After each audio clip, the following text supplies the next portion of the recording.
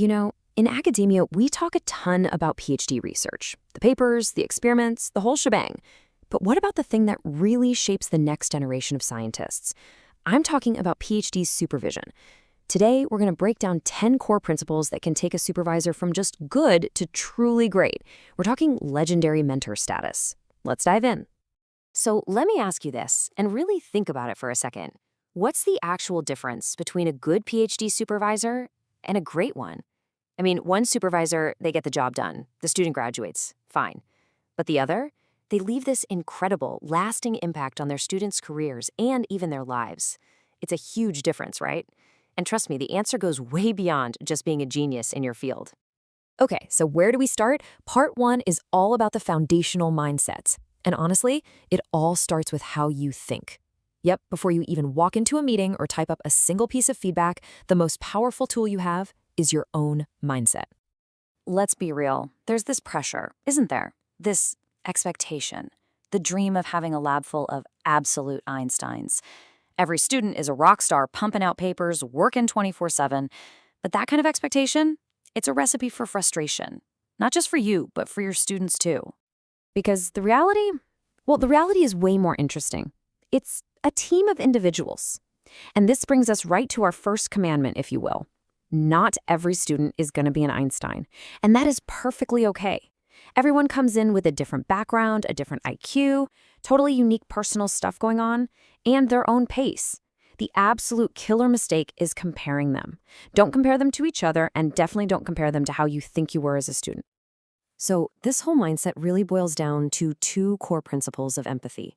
First, and this sounds so simple, but it's huge, just be kind. You truly have no idea what a student might be going through outside of the lab, so offer support, try to understand. And second, look inward. If a student isn't making progress, your first question shouldn't be, what's wrong with them? It should be, okay, what can I do differently to help? All right, so we've got the mindset down. That's the foundation. But how do we actually turn that philosophy into practice, into clear, practical, day-to-day stuff? That's what part 2 is all about, the art of clear guidance. Check this out. This is so important. It's the difference between an order and an incentive. You can say, do this task, or you can say, hey, doing this task is going to build this specific skill, and it's a key step toward getting a publication. See the difference? One is a chore. The other is an opportunity. When you show a student the why, you get genuine buy-in. You get motivation. Okay, I want you to really let this one sink in. It's a quote, and it's a powerful gut check for any supervisor. If a student leaves the meeting in an increased state of confusion, the meeting has served no purpose. Wow, right?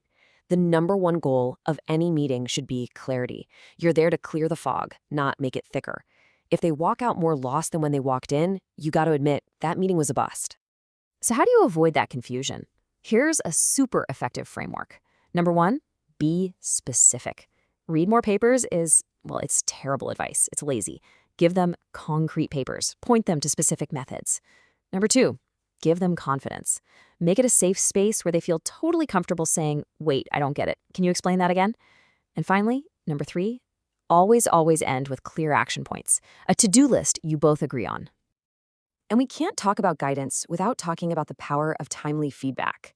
Look, I get it. We're all swamped. Everyone in academia is busy. But, and this is a big but, getting feedback to your students quickly, especially on papers, is one of the most critical things you can do. It's what keeps the momentum going and helps them actually finish on time. Okay, let's move into our next section, part 3, leading, not just managing. Because here's the thing, your role isn't just about managing a research project. It's about leadership. And your actions, they speak way louder than your words. This next one seems so obvious, but you'd be surprised how often it's missed. Lead by example. Simple as that. If you expect your students to show up on time for meetings, you better be there on time. If you expect them to be prepared, you better come prepared yourself. Showing up prepared isn't just professional. It sends a powerful signal that you're genuinely invested in their work. And that's a huge motivator. And believe me, this goes way deeper than just being on time for meetings. You have to remember, you are their role model. They are always watching you. They subconsciously pick up on your habits, how you tackle a tough research problem, the way you present your work, how you deal with collaborators. You are literally shaping the next generation of researchers through your own actions. All right, this brings us to our final part, part 4, building your lasting legacy. And this, for me, is maybe the most important part. It's about looking beyond the project, beyond the thesis, and thinking about how you're fostering the holistic development of a person. Because a PhD isn't just a research project, right? It's so much more. A great mentor encourages their students to build up those crucial soft skills: communication, presenting their work, networking. Of course, you have to keep an eye on the trade-offs. The main goal is still the research, but these skills are what will help them succeed long-term. So let's do a quick recap of the mentor's journey. It's all built on a few key ideas. It starts with that foundational mindset: empathy, kindness, looking in the mirror first. Then comes the art of clear guidance, being specific, showing the value, giving feedback that actually helps. And it all leads to your lasting legacy, leading by example and helping them grow as a whole person. So, I want to leave you with one final question to think about. When it's all said and done, after the papers are published and the diploma's on the wall, what is the one lesson you want your students to carry with them long after they've graduated?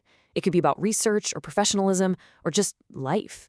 Thinking about that might just be the best compass you have.